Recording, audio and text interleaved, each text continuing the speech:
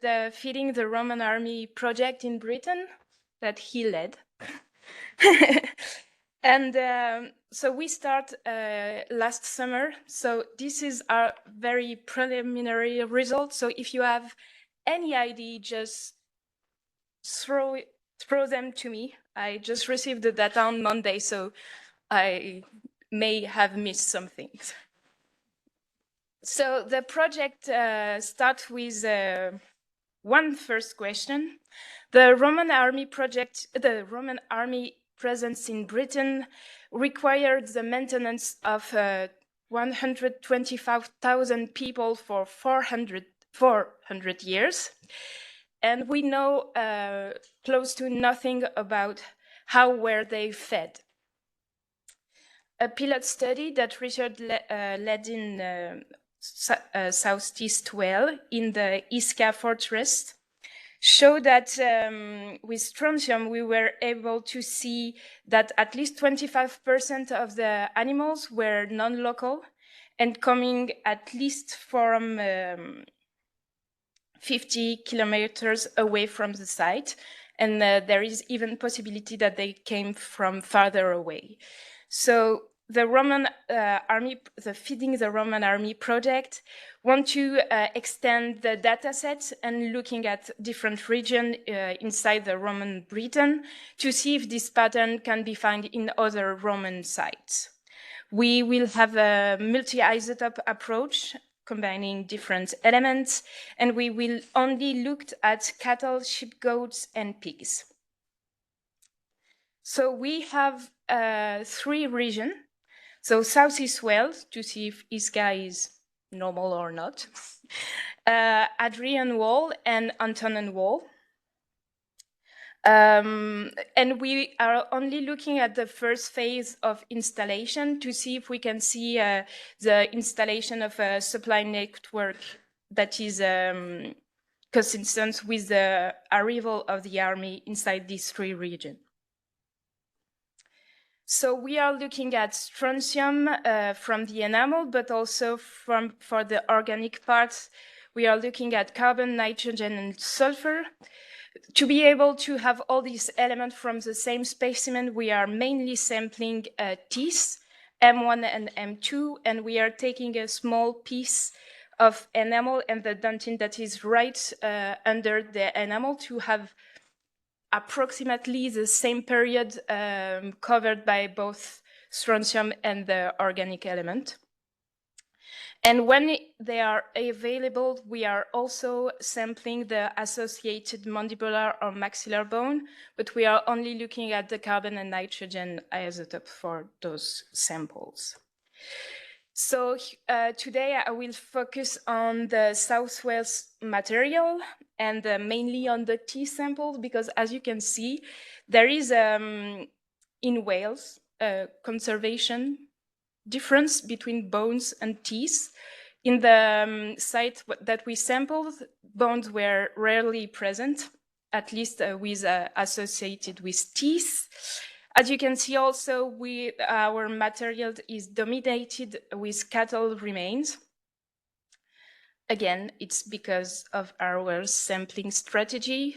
They seem to process the head of a pig and caprine differently. And so we are finding postcranial remains from those 2 taxa, but not a lot of teeth or mandibular bones.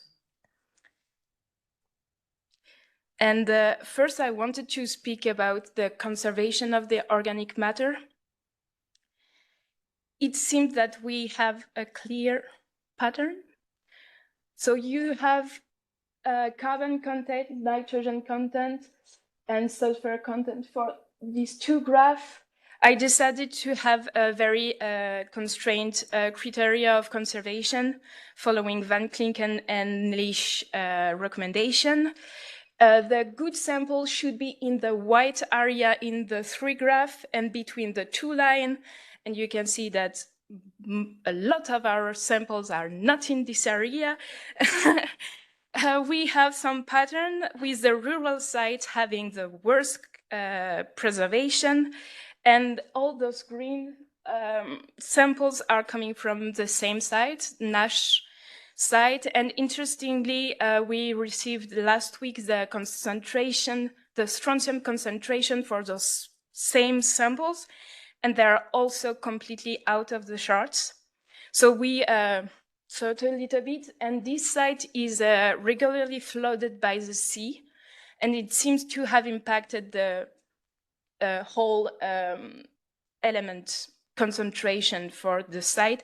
And it's actually the same for the other rural settlements that are close to the sea and that are regularly flooded, and that could explain why the preservation is worse on those sites.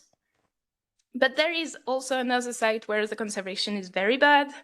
It's Cardiff Castle, which is actually one of the only urban sites where we have a continuous occupation from the Roman period to now.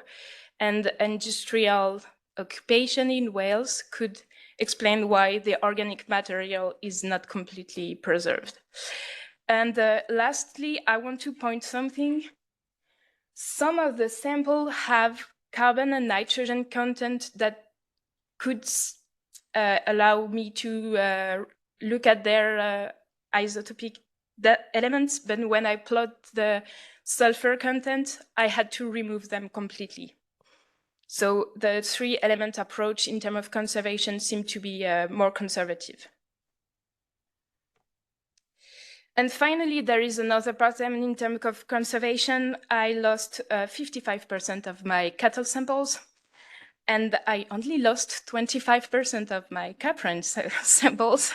So the process that they are doing in that allow us to have more cattle to samples seems to be correlated to a poor preservation of organic material. So they are keeping their head, but they are doing something with it that impact the organic material. Without all being said, you have here all the isotopic data. So on top, you have carbon isotopic ratio, in the middle, nitrogen, and here's the sulfur value. You can note already that the sulfur variability is high, between -15 and +25.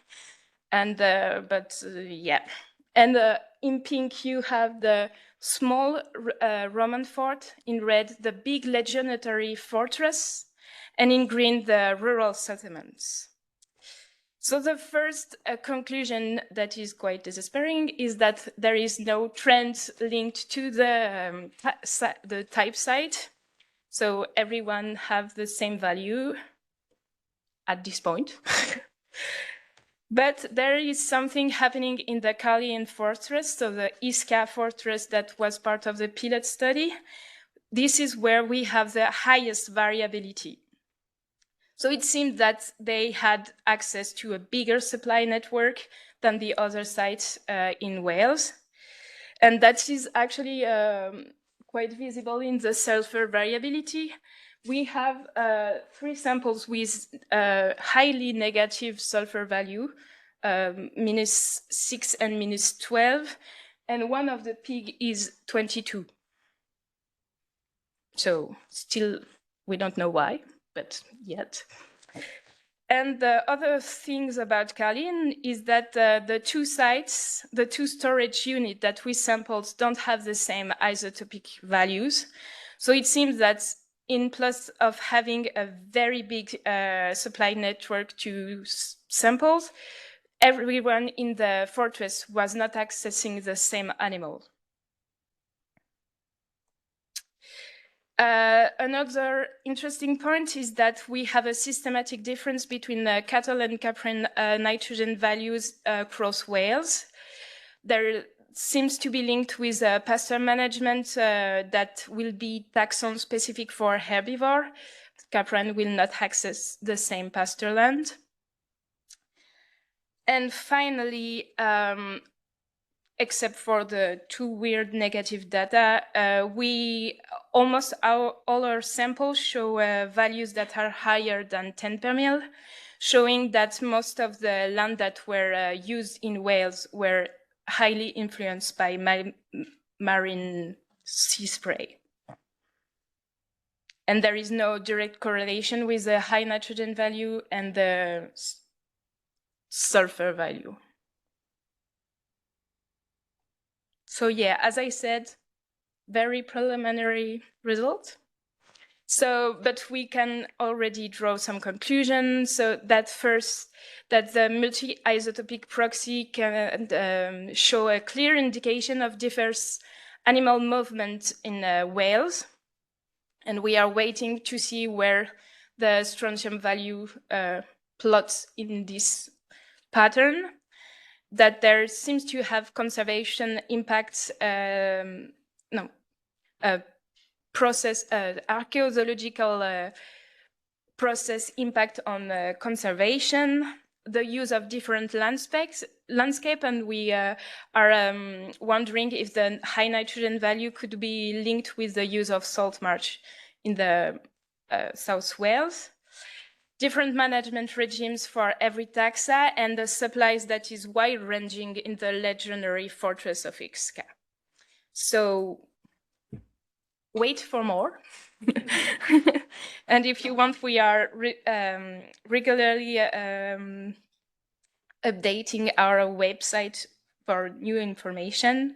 And thank you.